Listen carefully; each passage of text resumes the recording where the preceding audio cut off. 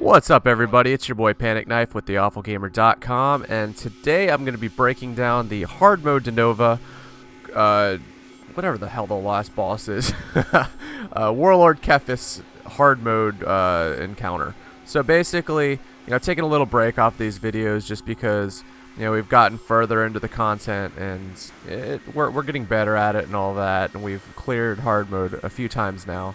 But, I've been working on some other things. Just wanted to get back to this. I've actually completely re-spec'd on my sniper since then, so I don't use this spec anymore. But anyway, we start out this fight by attacking these three fellas here. The farthest one is the first target, middle one, second target, closest one, last target. Pretty simple. But yeah, that's pretty much how we start out. Then the second phase is you go and take down this bomber guy right here. You have to DPS the hell out of him, make sure you get him down, and then you will go and attack the walker. So you will pretty much burn on the walker, pop all cooldowns, all that kind of stuff. Oh yeah, and he has to run underneath of it.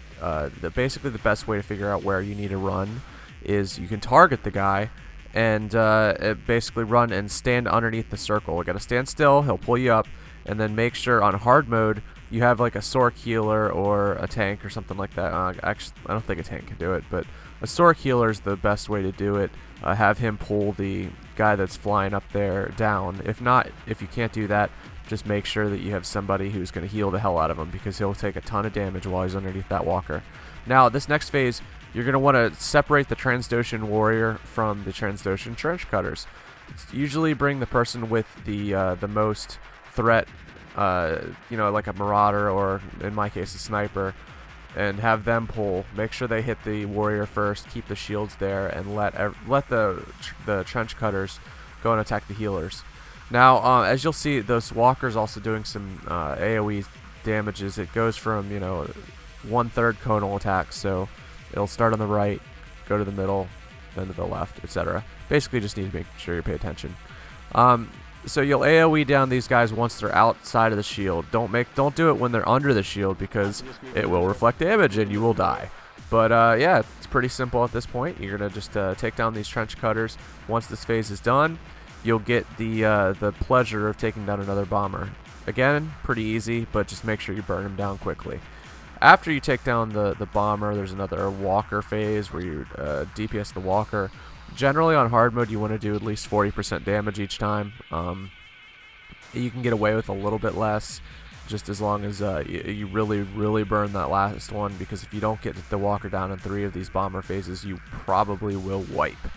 And that is the first half of this fight. Now, basically right after this phase, as this phase ends, these things called Pulsar droids will drop down.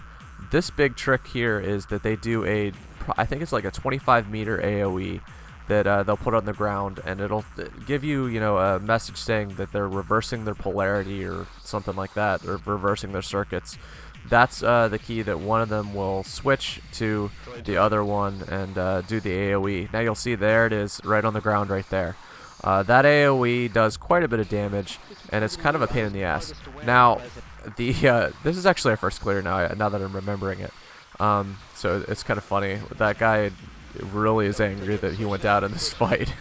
But yeah, basically the way you can figure this out is because that one tank has to be in the back of the party behind everybody, and one tank has to be on the boss first, because if the first person and the last person are subject to rail shots from these pulsar droids, which really effing hurts, like it'll do 10,000 damage at least.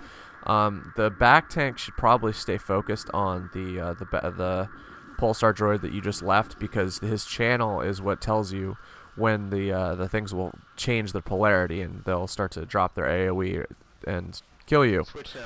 So just make sure that that guy is calling it out and making sure that you guys don't take those AoEs for too much, because it will get pretty difficult for the healers if they don't have AoE heals. Now we have a SWTOR healer here, so that helps quite a bit when he can drop this AoE heal down right there and kind of top everybody off. But yeah, that's pretty much it. See, I'm a little bit late here. I'm going to take some damage. Although I think, well, no, I didn't pop shield probe that time. Sometimes I'll pop shield probe as a sniper and mitigate that. But yeah, this is the phase that right before the last little phase where you'll see Kephess, the main boss, just jump down. You're going to want to get the one tank to pick him up, and then everybody will do a little bit of damage. Don't waste too much energy or heat or anything like that, because then the bomber's going to pop up, and you're going to need to DPS the hell out of it. For some reason, I guess it's because the tank, you're only going to have one tank on him. It's a little bit tougher to get him down in time, but you know, it's not terribly tough either. You just need to make sure that you get him down on time, pop cooldowns, all that stuff, and finish that last phase. Knock that walker down, and then you will be on the last boss. That's the money phase. You got to make sure you take Kephess down, and in order to do that, you need to get the walker down, because that AoE that it drops will make it almost impossible to finish this fight. As you'll see, the walker will go down, and this is where range DPS really becomes in handy in this fight. What we like to do, and this has actually been changed in one of the recent updates, you stand up here. And what you're going to end up doing is mitigating his Breath of the Masters attack. The Breath of the Masters attack is... Actually, it might be Gift of the Masters. I don't even remember. But basically, it happens at 60% or 59 or 58%, somewhere around there. We usually do our little hide mechanic at 50 or at 61% and let the melee DPS, which we have one Marauder in this party and then the two tanks that are doing melee DPS. But we will DPS the boss down to about 61%, and then we'll drop in front of this railing. In front meaning behind, not in front. Basically, we're going to do a line of sight mechanic and try to make it so that he doesn't pull us in, because this attack will... oh, by the way, he does this jump thing. He jumps and does an AoE attack. Just stay out of it. If you just see that there's a circle on the ground, you should be able to handle it, but, you know, whatever. More or less what he's going to do is he's going to do this jump, he's going to do the AoE, and then he's going to put a bleed on one of the tanks.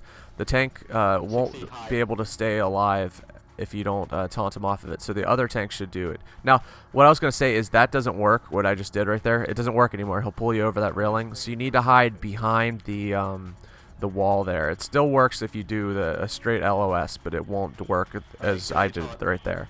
Now, when he gets to this phase right here, this is when it becomes really tricky for the tanks. He'll do one thing where he'll drop like a debuff on one of the bosses, or rather on one of the tanks, which I believe is called Breath of the Masters. If you see those purple AoEs being dropped, basically what happens is that he will put this debuff that makes it so that the tank will get one-shotted if he gets hit by the boss again after he gets knocked back. Then it applies those AoEs. You have to basically run and place 5 AoEs on the ground. That's pretty much the key. And then he'll, repeat the phase. He'll go ahead and knock back the other tank. The tank will get the debuff, and you have to taunt right as he hits his channel there. The problem is that if you get knocked back into those purple little doohickeys, if you're the tank, you're gonna die.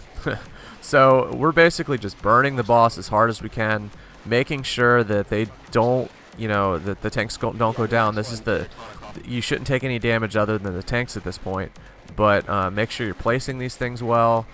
Put them on the ground, move, put them on the ground, move, etc., etc. Just make sure you're not getting knocked down. Make sure you don't get, killed if you're the tanks, that sort of thing. But at this point, DPS isn't taking any damage. You can pretty much just burn them down. We didn't enrage in this one, which was pretty awesome, and this was our first clear. It's gotten much easier since then, as you can hear some of our people yelling in the background.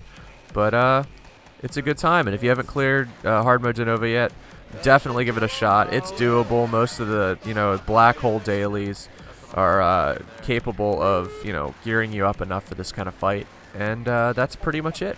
Anyway, I hope you guys enjoyed the video.